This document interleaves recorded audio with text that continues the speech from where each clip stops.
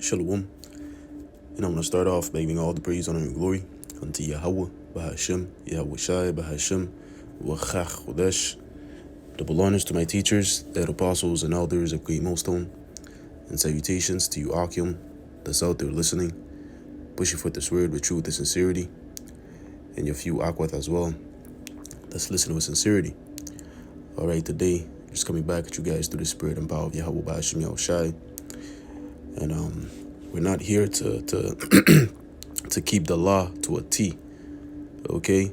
We're here to rehearse the righteous acts, man, okay? Because we know that right now, currently, we're going to be saved through grace, okay? We're not going to be saved through the works of the law, of keeping the laws to a T, right? No.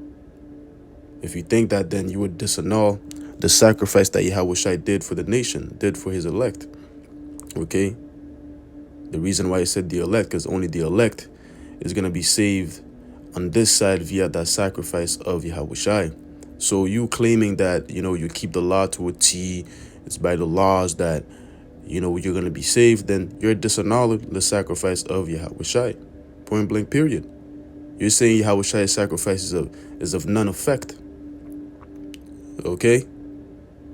So let's start with this in Judges, because I said that how that we're not here to keep the law to a T, but rather to rehearse the righteous acts, because we know that we're saved through grace. And even then, being in this polluted kingdom, you can't keep the laws to a T. Okay? You cannot. And there isn't only 10 laws within the Bible. Okay? Really, the whole book is the book of the law. Okay, the different commandments that the Lord gives us via his men that were moved by the Holy Spirit, those are commandments. Okay? If you want to go to the Old Testament and the Torah, okay, there's about, 612 commandments? Okay? So, yeah, man. Jake that claims that, they keep the law to a T, man, they don't know what they're talking about. Okay, every day, you're sinning, man. Whether you know it or not. Okay? There's the law about mixed fabrics. Is Jake wearing on full linen or full wool? Esau's already fucking up with the creation. He's mixing things within these different fabrics. Right there, you're breaking the law. Okay? But anywho, this is Judges 5 and verse 11. It says, "They that are delivered from the noise of the archers and the place of drawing water, there shall they rehearse the righteous acts." Okay? And that first part where it says, "They that are delivered from the noise of the archers and the place of drawing water," is referring to what? Those missiles. Okay? And the elect's going to be delivered from the noise of the missiles. Because we know the missiles are synonymous with arrows in the scriptures.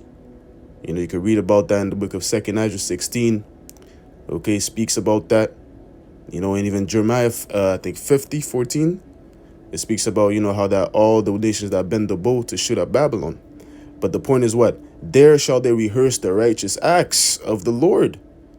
Okay, what are those righteous acts? The law, statutes, and commandments. Okay, we're here to rehearse it. Okay, let's look up that word rehearse. This is the word rehearse. And the blue letter says to recount, rehearse, tell again. It's a Strong's definition. To ascribe, praise, celebrate, commemorate, lament, rehearse. In other words, practice it, okay? That's what a rehearsal is. You're practicing. You know how, like, before a wedding, there's the rehearsal dinner? So they practice what they're going to do in the dinner so, that everything goes well. So there's room for mistakes within the rehearsed dinner. That's why it's a rehearse. Okay? So likewise, currently, right now, we're rehearsing the righteous acts so that in the kingdom, we may keep the laws to a T. Because in the kingdom, what? We're going to have new bodies. Okay? We're going to have new bodies in the kingdom. So there's no way we're going to be able to, make mistakes in the kingdom. Saying mistakes referring to what? Breaking the laws. But currently, right now, this is that rehearsal dinner. Okay? As with the wedding, when you have the rehearsal dinner, that's what we're in right now. Okay? You know what? I kind of want to look it up in the Google definition as well. Rehearsal. Let's look up rehearsal. Okay, so this is the definition of rehearsal. And the regular Google definition, it says a practice or trial performance of a play or other work for later public performance. You see that? It's a practice. Okay, once again, when you're practicing something, there's room for failure. Okay? There's room for failure, man. There's room for that. And Yahushua gave us that room for failure. What? Via grace. Okay, because he knows currently we can't keep the laws to a T, which we're going to get Hebrews 8. That's why he said, the first covenant, he found fault with them. Because what? We cannot keep the laws to a T within these bodies. That's why he gave us that period of grace. He gave us grace to be saved under, so that what? We're able to practice those righteous acts and have room to make mistakes, have room to, in a sense, break certain laws. But we know that, if you're truly of the elect, you're going to believe in the sacrifice that Yahushua did, and that you're going to be covered. But it doesn't mean that you use your cloak of freedom for, as it says in 2 Peter, do not use your cloak for a cloak of maliciousness. It doesn't mean that you go out there and, you disannul, rehearsing the righteous acts. You just go and commit whatever sin that you want, breaking the laws. No. Okay? That's when, you got to use your brain there. Okay? We still got to rehearse the righteous acts. All right? Second definition, it says the action or process of rehearsing. Yes, and this is the rehearsal. Once again, the rehearsal dinner, you may say. Right? It says, Judges 5, verse 11. It says, where I left off, it says, there shall they rehearse the righteous acts of the Lord, even the righteous acts towards the inhabitants of the village in Israel. Then shall the people of the Lord go down to the gates. Yeah, but the point being is that what? We're here to rehearse the righteous acts. This is the rehearsal dinner. This is the practice. So in other words, we cannot keep the laws to a T. Okay? You cannot keep the laws to a T. Even if you claim you're keeping the laws to a T, the Lord, let's get this. Let's get this in Isaiah. Because even then, if you think that you're doing something good, you think that, you're righteous by keeping all the laws, even then, let's get this. Isaiah 64 in verse 6, it says what?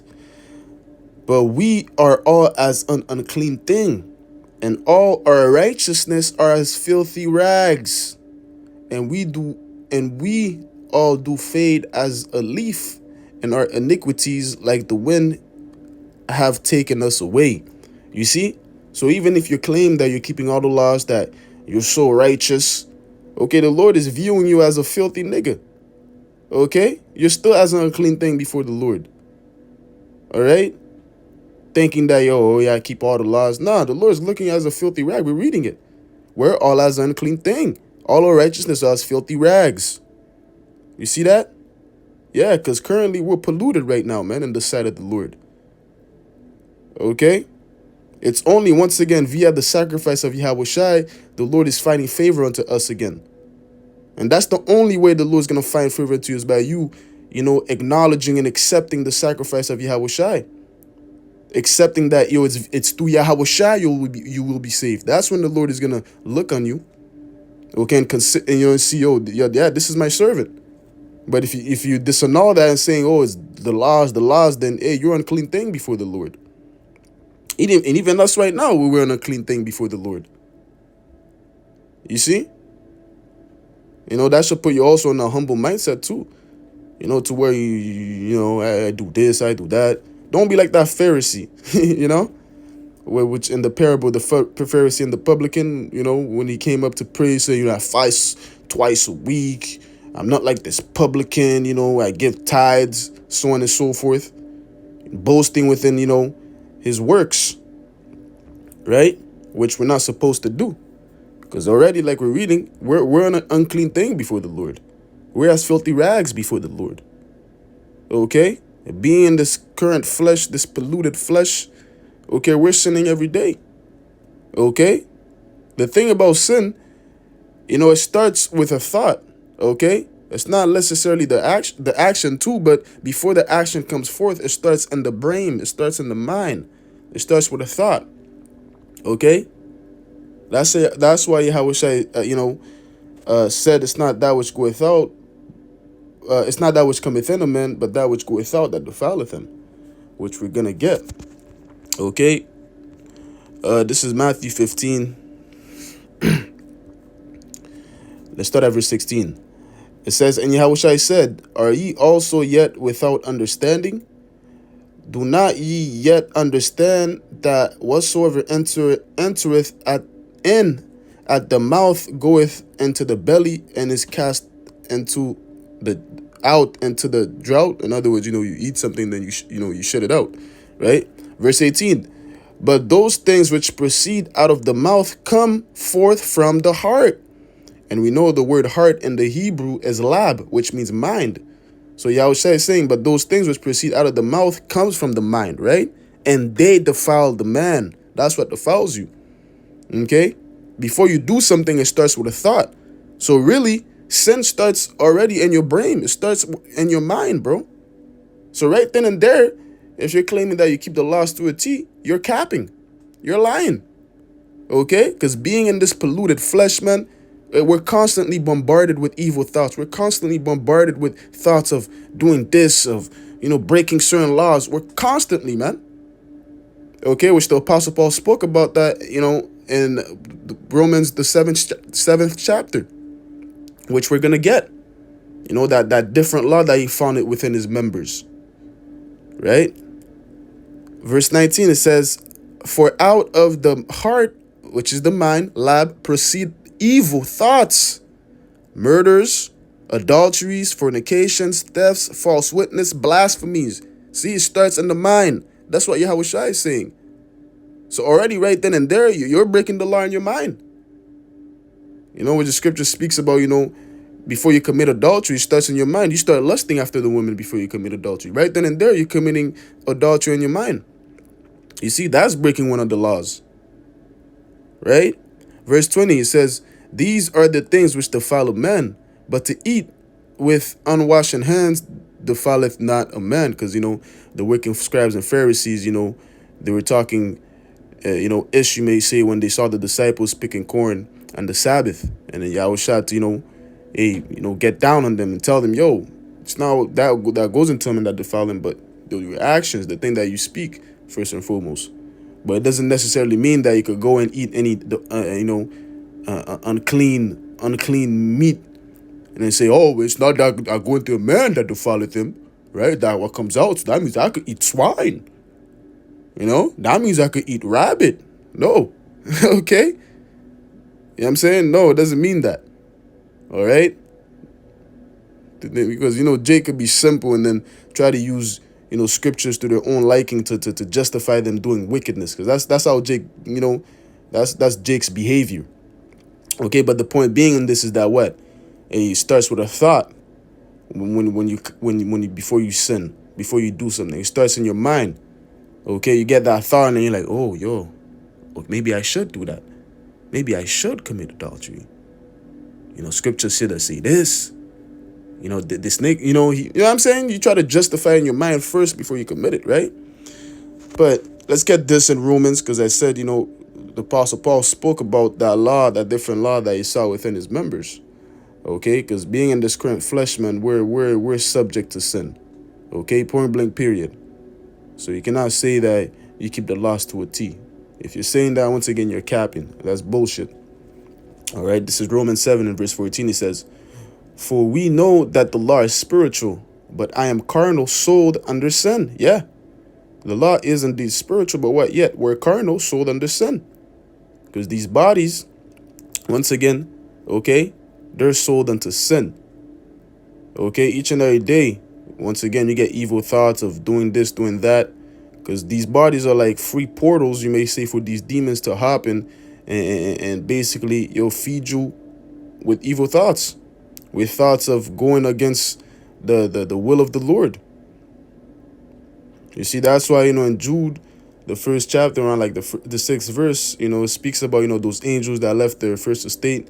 The Lord reserved, hath put under the chains of darkness. What are those chains of darkness? This flesh, this carnal body. Okay, these bodegs. It says, verse 15, for that which I do, for that which I do, I allow not. For what I would, that I do not. But what I hate, that I do. If then I do that which I would not, I consent unto the law that it is good. Now then, it is no more I that do it, but sin that dwelleth in me. In other words, sometimes you want to be righteous. You want to do things that's pleasing unto the Lord. But hey, the flesh at times, it's holding you back from doing those things. Okay? We want to be righteous 24/7. But what? You still got to appease the flesh. You still got to feed the flesh. Because you're still here. You can't escape from the flesh. You have to, find that proper balance and feeding the flesh, but at the same time feeding the spirit more. Okay? But Apostle Paul is saying, I want to be righteous 24/7, but I can't. I got to feed the flesh. You see, that's why scriptures speak about not being overly righteous. Because what? We're going to kill ourselves if we try to be overly righteous. Let's get that. Okay? And overly righteous goes into what? You claiming that you keep the laws to a T. That's you being overly righteous there. And you will kill yourself if you try to do that. Okay? Especially being in this wicked kingdom where everything is pretty much polluted. You see? Your food is polluted. You know what I'm saying? There's things in there that, hey, if you knew about, you'll be like, oh shit, I have sinned greatly. Oh, I have sinned. Yeah, man, trust me. Ezekiel doesn't speak about the prophecy of us eating our defiled bread among the Gentiles for no reason. We are eating our bread defiled. So right then and there, you're breaking the dietary laws. Okay? Where's the precept, man? Bear with me for a minute.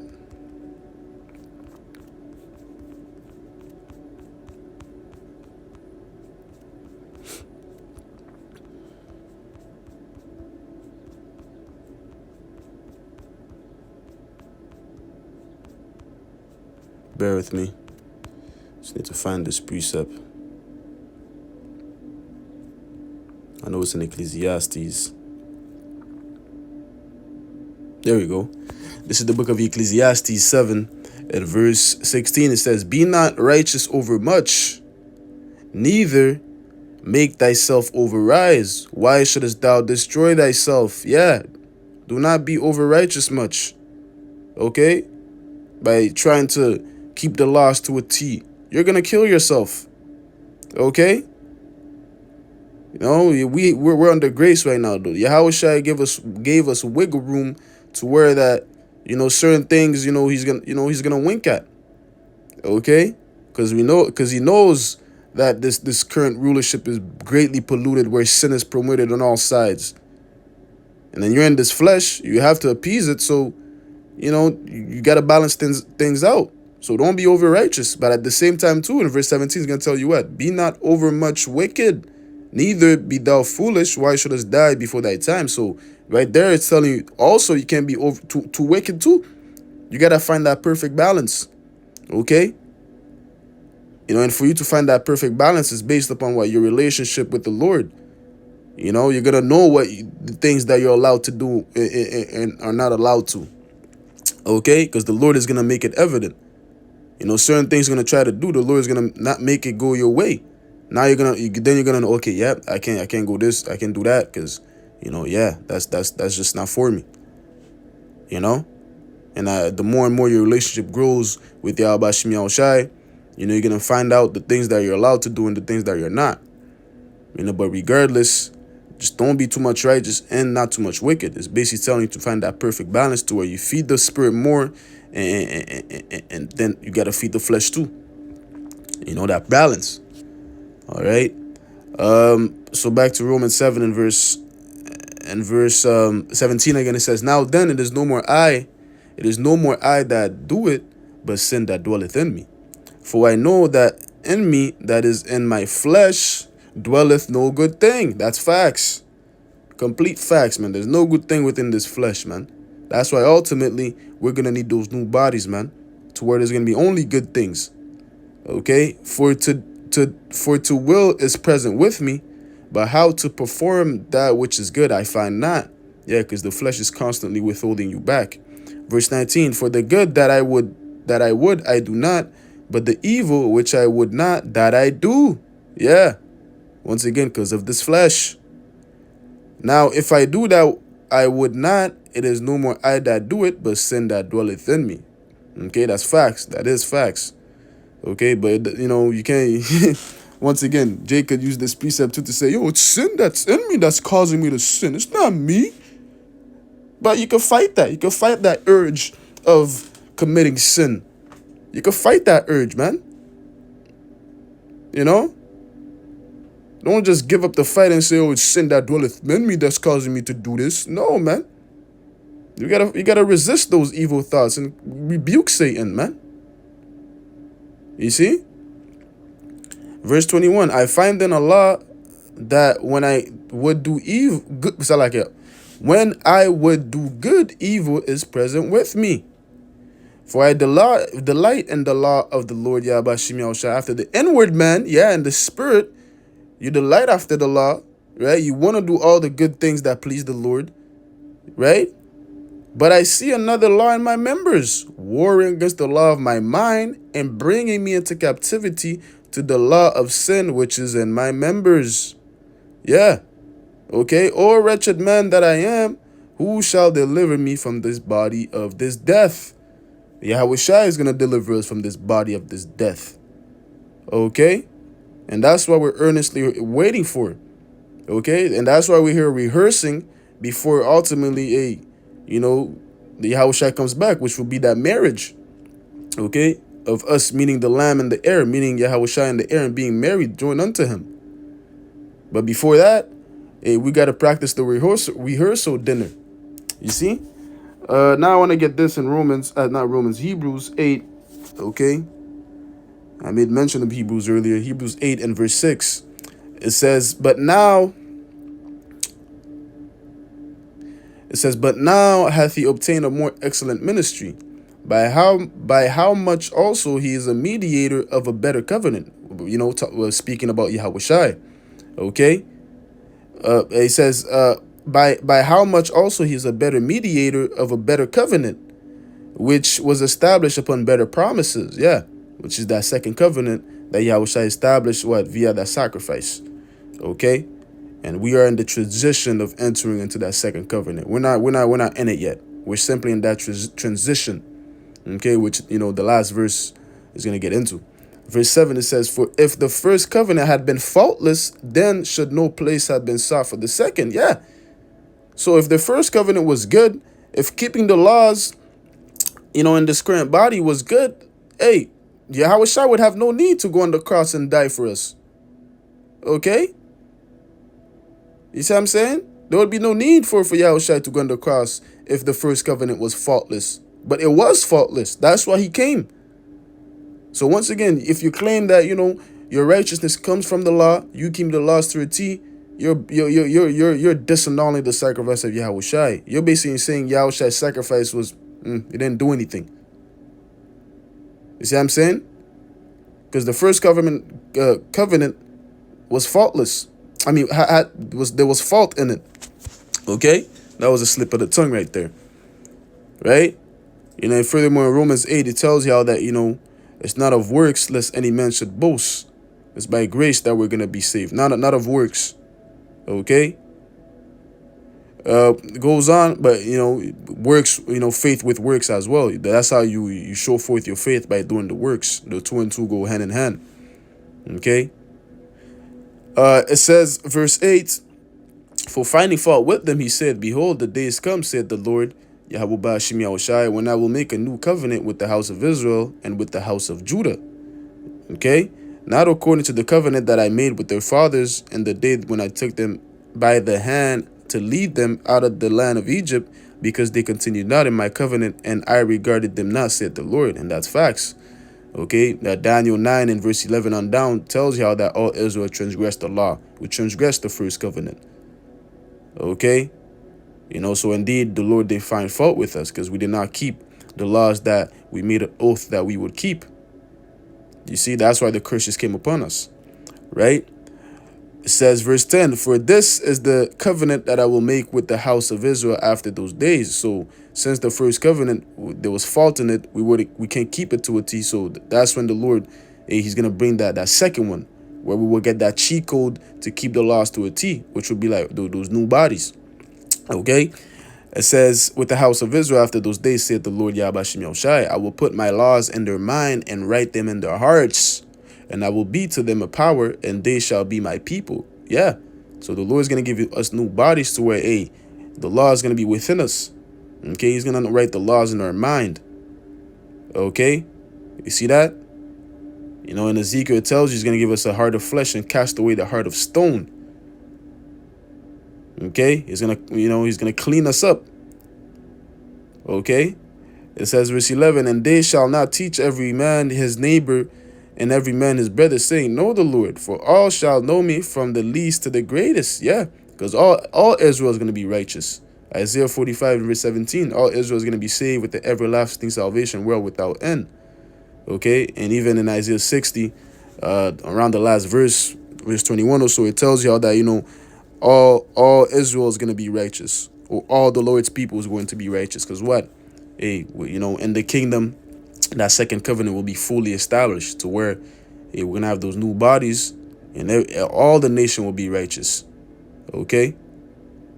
No, not this. In that time, there's not going to be an Israelite that's going to break the laws. Not one. Okay? That's what verse 11 is basically saying. That's why we're not going to need to teach our neighbor, teach our fellow brethren and saying, yo, you're not supposed to commit adultery, right? You're not supposed to steal, right? No, we're not going to need to say that because it's going to be within them. The law is going to be within them. Okay, that's when we're going to keep the laws to a T. And the kingdom. You see? But currently now, we're just rehearsing. This is the rehearsal dinner. Okay? But once the kingdom is established, that's when we're going to keep it to a T. All the laws. All right? Verse 12, it says, for I will be merciful to their unrighteousness, and their sin and their iniquities will I remember no more. Yeah. In Isaiah, it tells you how that the Lord is going to blot out our sins from before him as a thick cloud. Okay, which ultimately Yahushua made that happen. You see? That's the importance of Yahushua, man. That's why he's worthy to be praised. He's worthy to be worshipped. He received that authority from the Lord. He's at the right hand. So guys that's out there claiming that, you have to go to the Heavenly Father, you don't have to acknowledge the Son, that's bullshit. Okay, you guys are going to get what's coming to you. Okay, verse 13, it says, and that he saith, a new covenant he hath made the first old. Now that which decayeth and waxeth old is ready to vanish away. You see, the first covenant is currently waxing old. It's vanishing away currently. And it was transitioning into that second covenant. Okay, we're basically in between right now. Then that transition. So we're not in the second covenant yet. Okay, when that transition, like we read here. Okay, the old one is getting ready to. It says now that which decayeth and waxeth old is ready to vanish away. It's vanishing away. All right. Hey, so with that, man, I'm gonna close it off there by giving all the praise, honor, and glory unto Yahweh, Bahashem, Yahushai, Bahashem, Wachach Chodesh. Hey, Lord willing, this lesson was edifying. Until next time, I'm gonna say Shalom.